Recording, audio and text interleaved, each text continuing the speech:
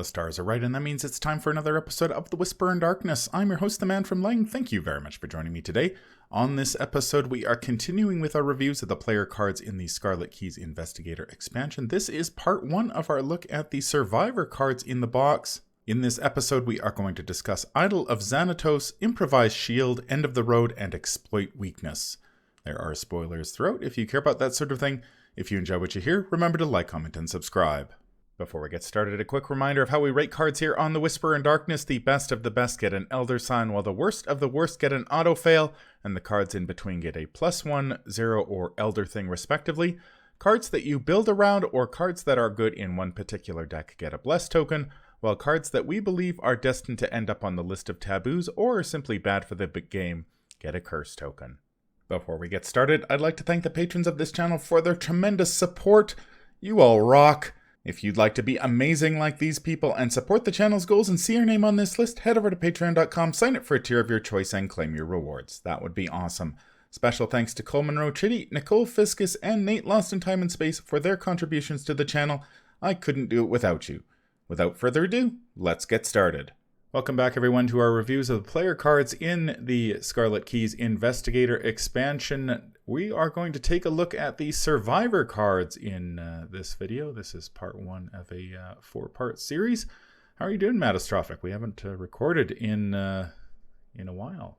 Oh, yeah. It has been a while, hasn't it? It's been like 3 years, right? At least it feels like it's been 3 years. Yeah. Any sign of Nate? I don't see him, below me or above me here. No, I noticed that you had sent him a message earlier today, and there was just a strange buzzing in reply. That was so. Okay.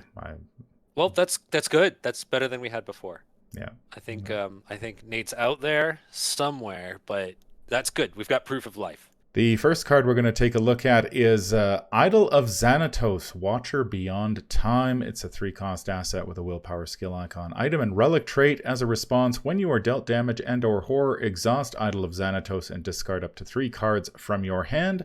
Cancel that much damage or horror, and it takes up an accessory slot.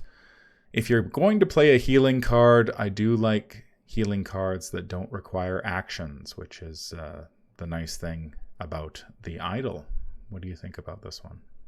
Yeah, I kind of agree. Like, let's compare it to the teddy bear or to the leather jacket. Okay, so it is kind of expensive at 3, which is kind of a downside. But I do like how it can heal either damage or horror in one card. So that's pretty nice. So you've kind of got the function of 2 cards and 2 slots in one slot, which is pretty good. I like how you don't have to discard anything if you don't need it. So you can just wait until you're about to fall over and then start using the idol. So that may not even happen over the course of the game. It's not like you have to aggressively prevent everything in order for the idol to, be protecting you. Yeah, it is very nice that it happens to heal both damage and horror, and it is, the 3-cost is pretty expensive when you compare it to, say, Cherished Keepsake or Leather Coat. I guess my issue with it is primarily the accessory slot, which, I don't know, survivors have some choices in accessory, but not, I think it's more once you start getting outside of the survivor card pool, the accessory slot starts to get a bit more competitive. So I don't know if this is going to be your first choice in the accessory slot at all times, but I do like the fact that it does cancel the damage so without taking an action. So you're not wasting time on healing, which is the other issue. I guess it could be a little card intensive depending on the scenario. If you really start getting hit hard and you're sort of thrust into a position where it's do or die, say you're sitting on your final damage or horror and you constantly have to heal that. Survivors aren't particularly known for their card draw, so you might run into trouble there, and so you're sort of spending resources just to keep yourself alive and not really advancing your game state. Now that's for most survivors. I think Patrice is the one exception there because she gets 5 new cards every turn, and True. Yeah. if she's not going to spend them, hey, here's an outlet for them that she can Well, use. consider the alternative. Consider the situation where, let's say with the idol, you're at a point where you've discarded 6 cards to the idol, like you've prevented 6 damage or horror. That's a lot of damage or horror you've prevented, whereas Cherished Keepsake would have prevented 2, or the leather coat would have prevented 2. Yeah, so I guess what I'm saying is that if you're in a situation where you're discarding a ton of cards to this thing, like the alternatives, you would have just fallen over. That's You true. know, though, yeah, Yeah, especially in the and it's single not card like slot. survivors don't have a Mhm. way of getting cards back. So if Yeah, you there is that. do There end is up that. having If to you can, discard something, yeah, there is that, and I do like, personally, I do like when you have ways of discarding excess cards. It means that you can discard excess uniques. I particularly like that. Yeah, so I think this thing isn't bad. It also rewards you for like overdrawing, because you can just like shut off the excess, that sort of thing. I think this thing isn't bad. Yeah. how would you rate this one? I think it's a bit expensive though at 3, so I'm gonna give it a 0. Yeah, I think 0 is the right spot for this. I debated whether, because it is canceling the damage without an action, whether it warrants a +1, but I don't think it's that good. It's good enough to warrant that. So I Hmm. will stick with a 0 as well. So Okay. a good start for the survivors with Idol of Xanatos, a new damage cancellation option, not soak in this case, but does something, doesn't step on the toes of previous established cards like Cherished Keepsake and Leather Coat. The next card we're going to talk about is Improvised Shield. It is a 1-cost asset with no skill icons. Item, armor, and improvised trait. Improvised Shield can only be played from your discard pile. Forced when Improvised Shield is defeated. Shuffle it into your deck instead of discarding it. It has 3 health, 0 sanity, and takes up a hand slot. So it's cheap. It's not as cheap Yeah. as Leather Coat, but paying True. 1 isn't that bad. We have seen a whole bunch of these Survivor cards that can only be played from your discard pile, so this isn't, we're not really breaking any new ground here. It does recycle itself once it is defeated, and 3 soak is pretty substantial. I guess my only issue with it is the lack of skill icons, which means you can't commit it to a skill test, which means you need Oh. another way to get it into your Hmm. discard pile, which Right. probably means you're either playing Wendy or Pete or using the Idol of Xanatos, which we previously talked about. And I guess the other issue is that Leather Coat takes up a body slot, and this one takes up a Yeah. hand slot, which, depending on your build, Yeah. that's and hand slots are hard to come by, and I'm not entirely sure. I mean, I know there are ways that survivors can get bandolier and stuff like that into their builds if necessary, but it's not easy. What do you think about this one? I think just the artwork alone, makes this card worth talking about. And then, of course, like, what's he got in his left hand there? Like, he's got his shield in his right hand, but what's that thing he's got? It looks like a rolled up newspaper or I something. thought it was a shard of glass. Yeah, it could be. Yeah, it could be. It's hard to tell from here. Yeah. Although it'd be more hilarious if he was attacking the mythos with a rolled up newspaper. It would. It would make Yeah. newspaper more useful too. Yeah, that's true. That's true. I mean, there are cards for that. Of course, one of my favorite cards is Act of Desperation. So now I'm envisioning that you throw the shield like Captain America, except it's just a trash can lid. Right. Right. Get a Yep, resource to for get it. a resource for it and 2 damage. Yeah, I'm not sure what to think of this thing because I think the strength of this thing, it really depends on how you're planning to get it into the discard pile. I mean, you've got short supply from Edge of the Earth, but that's not a guarantee that you're going to get it into the discard pile. Yeah, I guess we're talking about Idol of Xanatos. I guess we're talking about, yeah, Peter, Wendy, Patrice. Okay, so those are investigators that can get things in the discard pile. Let's see. I mean, you can overdraw with Min, and discard for having like way too many cards in your hand. Yeah, so I guess the real trick is like how are you getting it into the discard pile? And if you have a reliable way of doing that, then I guess this could potentially provide you a lot of soak over time. And notice how it also goes back in your deck when it gets defeated. Okay, so that means you kind of want to be drawing through your deck pretty fast in order to have this thing come up again. So you're gonna want like this engine of pitching things into the discard pile and shuffling them back into your deck. Okay, and then you could have like a whole deck around this where you have like winging it, and you have what's the one that improvised weapon? Improvised weapon, and then there's Yeah, and then the third one. the evasion one too. Like, Yeah. So I think I think there's definitely a theme that you can kind of build into here with this sort of thing, and you use this as your primary damage soak. 3 is a lot. Comparing it to, I mean, Leather Coat is 2, which is pretty good, and then you have Leather Coat level 1, which exiles itself, and that provides 4 soak. So 3 feels pretty good. There might be some Bob Jenkins combos you can do with this thing somehow.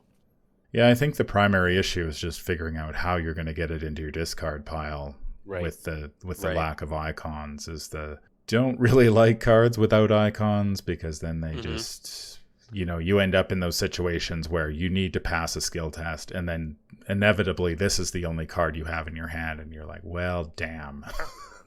Yeah, exactly. Now I've got this card that isn't going to help me in any way whatsoever. But if you can pitch it easily, then it's not too bad.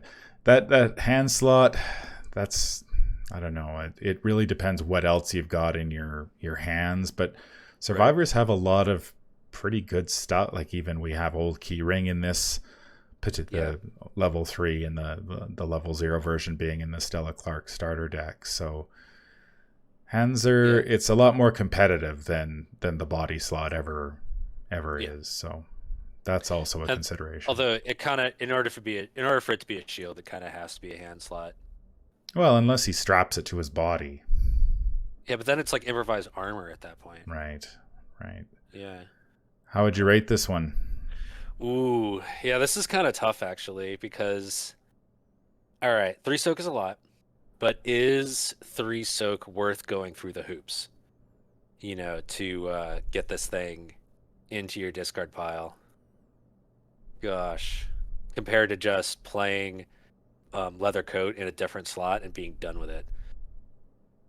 I think in the end, though, disclaimer, I think if you have a deck that's already doing, already able to draw and discard quite a bit, then this becomes pretty good. But I don't see this as the card that makes me want to go out and build a deck that's all about getting things in the discard pile. So I think in the general case, I'm going to give this thing an Elder Thing, because I think it's for 1 more soak than a very simple Leather Coat. There's like a lot of steps you have to go through, and it costs 1. Yeah, I've been debating whether to go 0 or Elder Thing. I think I'm going to go with 0 on this one. It's 3 soak is a lot, and if you've got the deck for it that can recycle, I mean, you're going to find ways to pitch this thing. It's not a card, though, that I would put in just any deck and hope for the best sort of thing. You really need, if you've got the way to pitch, then this is okay. Yeah, the use cases are numerous. There are plenty of ways to make this thing work. The next card we're going to talk about is End of the Road. It is a free event, no skill icons, insight and spirit trait, fast, play during your turn only if the final agenda is in play. Draw 1 card, gain 1 resource, and gain 1 additional action. Remove End of the Road from the game. That final agenda clause on this one is talk about limiting, and no icons either. Like this one feels to me as though this one would have benefited from being able to play it from your discard. Like, you have some way of pitching it in there and then playing it when you need it. I mean, it does synergize with Katya, who we will look at later in this review cycle, because you can draw this. You're like, okay, it's not the final agenda. I'll stack it under her and wait, and then I'll draw it when I need it. So is putting a card like this in your deck for a card, a resource, and an action worth it? Yeah, this is a weird one, Okay, so I've been playing a bit of Lord of the Rings during our month's break, as a way to try to assuage my, to deal with the guilt of losing Nate. I've been spending time in Middle Earth. So Lord of the Rings has a few cards like this where they're just like gimmies, like you're just gonna put it in because it replaces itself and does a thing. And I'm reminded of some of those. And in Lord of the Rings, those are amazing, because and like they're just absolute staples because they replace themselves and they do a thing. It's at no cost, so like they're kind of incredible. And so this is like one of the very few Arkham equivalents, especially at 0 XP. But the only problem is it has to be the final agenda. So I think what I'll say about this is if you can reduce the cost associated with having that card take up space in your hand, then I think this is kind of incredible. So if you have like a draw engine going, so to the point where you're not drawing one card a turn, like every turn, where you're drawing like two or three, like pretty reliably, then tucking this away for a little while is not the worst. And then it becomes kind of incredible because it gives you three actions worth of value, when you play it. And that's kind of great. Like, and then of course there's all the use cases we were just talking about for the improvised shield. Patrice, Ashcan Pete, Wendy, Min, and all the ways, if you have lots of ways of like discarding things, you know, like and getting value out of them, even if it's not the final agenda, then this is kind of great too. Yeah, I'm starting to sense a theme here in these survivor cards. You know, like you can discard this to Idol of Xanatos if it's not the final agenda. Yeah, I've really gone back and forth on this one. I don't know if I play this in my solo decks, to be Yeah. honest. Oh, and solo, yeah, I Because totally see why. Because you I, totally need every card to be awesome out of the gate. Yeah. yeah, I just feel like being forced to sit on a card until the final Mhm. agenda, which I actually don't want to get to. Like I want the game over before then, if at all Yeah. possible. And so this feels like a luxury in that deck that I simply can't afford. Maybe if I played Katya, I don't know. I just feel like there's so many more impactful survivor cards that I could put in a deck that can discard this that Hmm. I'd rather have those. Like having no icons is a huge problem. If there was Hmm. some way like you could get a thing when you pitched it into the discard and then you could Yeah. cycle it back when you need it. Like if it could only be played from your discard, then I would be okay, Yeah. maybe. But as it stands, I have a tough time with putting this in my deck and sitting on it. Hmm. And putting like okay, so if you're putting one, are you putting two copies in? Yeah. You're putting two. So then you have got to sit on it potentially two like for longer, or you're drawing two of these, and I don't know. It's a lot of waiting around for Hmm. stuff to happen that honestly I don't really want to happen anyway. If I'm getting to the final agenda, then I haven't been playing very well or something terrible has happened. Hmm. So how would you rate this one? Oh, this is a hard one. Because in the final agenda, it's kind of incredible. Like this is one of the greatest things that you can see if you draw this in the final agenda, because it's just easy peasy. You know, you get additional action out of it, which is kind of awesome. Yeah. Oh my gosh. All right, let me think. So I think it's again like the improvised shield. Like if you're already playing ways to get value out of this card when it's not the final agenda, then I think this is like very good. Like if you're playing cornered, or you're playing Ashcan Pete, or you're playing Wendy, and you have like a draw. I think you need to also have like a draw engine. So that way this isn't your only card of the turn, in upkeep. Then I think this gets kind of incredible. But if you don't, then I think this is kind of garbage because it's a whole dead draw for a whole turn. Unless it's the final agenda, then it's amazing. Oh my god. It's not like a bless because it's not like I'm gonna go out and make an end of the road deck. So I'm gonna go with a zero with the stipulation that I'm talking about multiplayer, where like you don't need every single draw to be like the best. You can because you have the team to lean on. If you have a dead draw. So I'm gonna go with a 0. Yeah, I think from a solo perspective, I would probably give this an auto fail because I will just never play this card. But in multiplayer, it's definitely better. I mean, it does have cases where you can, discard it for stuff in those decks. You've got Katya if you need to squirrel this away until the final agenda, stuff like that. So, but with Katya, one of the problems with Katya is if you draw this before Katya, it's gonna sit there because Katya only lets you tuck things away as you draw them. I don't know. The ability though is pretty good. Yeah, I do admit, like this kind of stuff, like having bathed in a lot of these type of effects in Lord of the Rings, I think they feel a bit out of place in Arkham because like it's a different game, and Lord of the Rings kind of asks you to be a little bit more tricky with your deck building and do really creative stuff and move cards around, and Arkham rarely asks you to do that.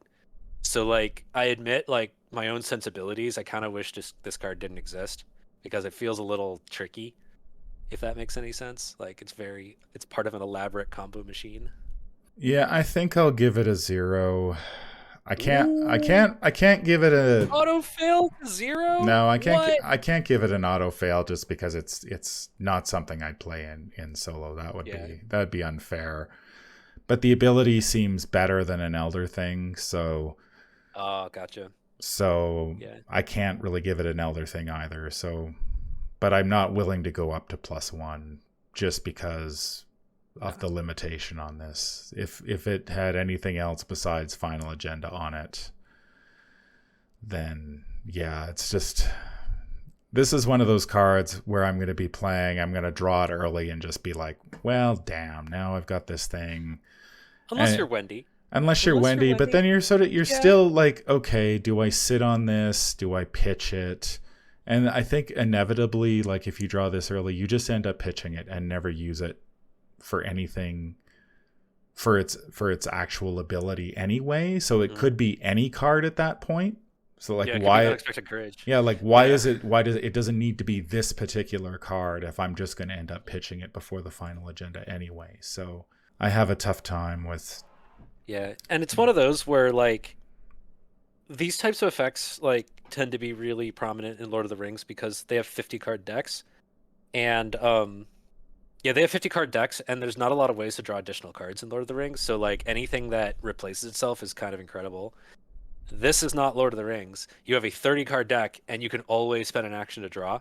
So the cost of End of the Road in deck space is kind of like big. So End of the Road gets its zeros across the board. Yeah, this is a weird one though. Like, this one's it's a weird one.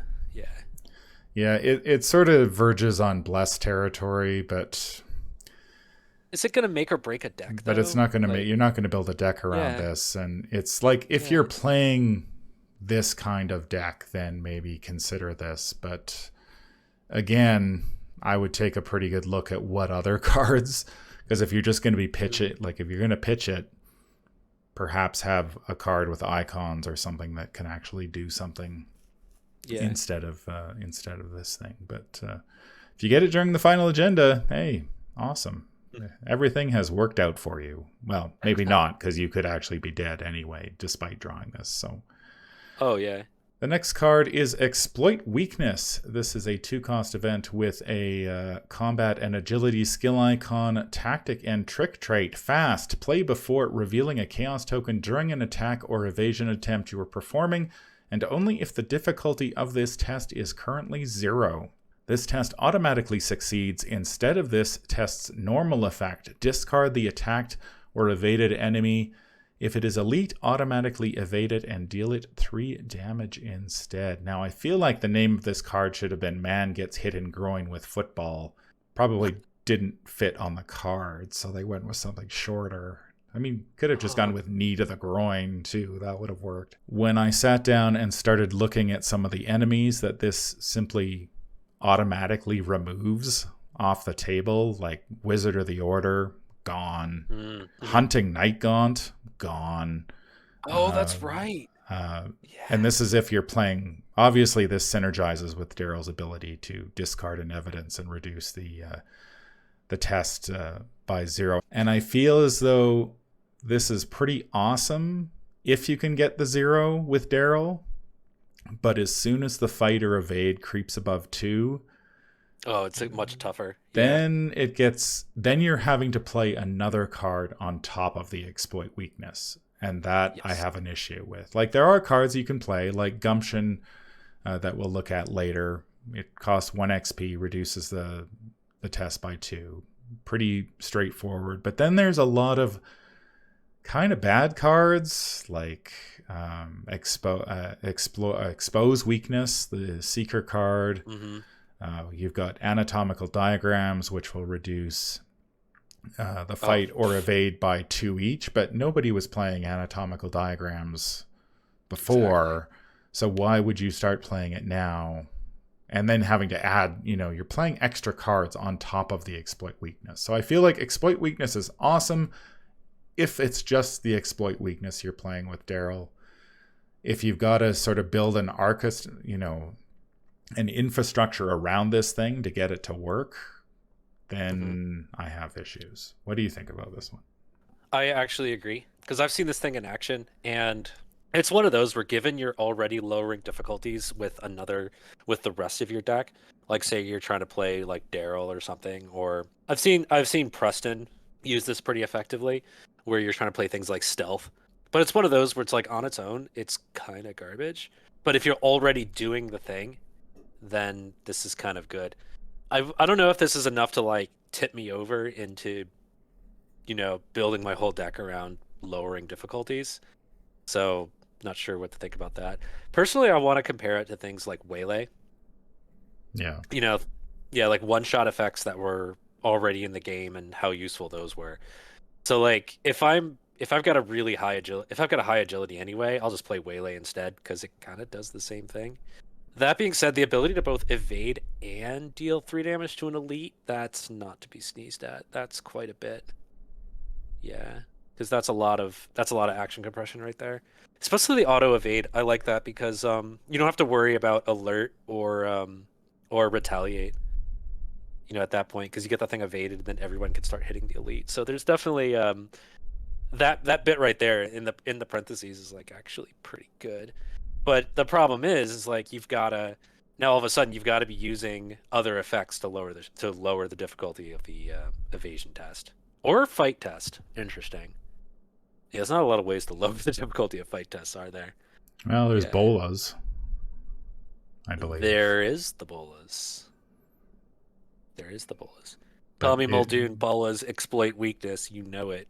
But it only reduces by 1, so that's... Oh, never mind. Oh, okay. Yeah. So, like I think most of the cards that reduce things, besides Daryl, Gumption, Anatomical does -2. I think most of them are just -1s. So right. You sort of need a lot of cards, at which point you're spending a lot of your resources to basically take out one enemy.